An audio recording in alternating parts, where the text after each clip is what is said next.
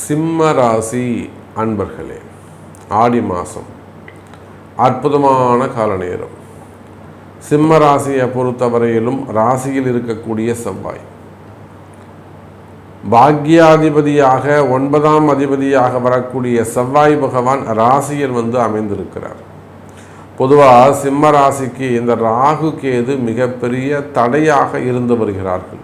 நாம் பார்க்குறோம், இந்த சிம்ம ராசியில் பிறந்தவங்களுக்கு இப்போ சமீப காலமாக அடுத்து எதை செஞ்சாலும் ஒரு கெட்ட பேர் ஏற்பட்டு போகுது.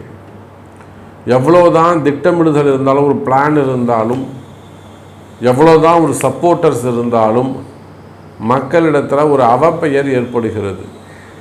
அது என்ன காரணம்னா, இந்த சனி ராகு கேது அப்படிங்கிற கிரக அமைப்புகள் தான் அதுக்கு காரணம்.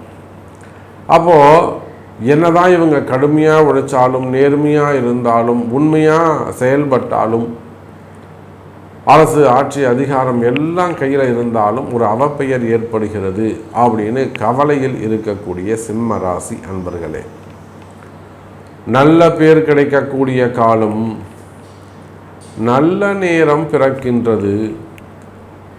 இன்னும் சொல்லப்போனால் சிம்ம ராசி அன்பர்களே, யோகமான கால நேரம். பதவிகள், புதிய பதவிகள் உங்களை தேடி வந்து சேரும். பதவி உயர்வு, புதிய பொறுப்புகள், பணம் காசு, வருமானம் அதிகரிக்கக்கூடிய மாதமாக இந்த மாதம் அமைகிறது.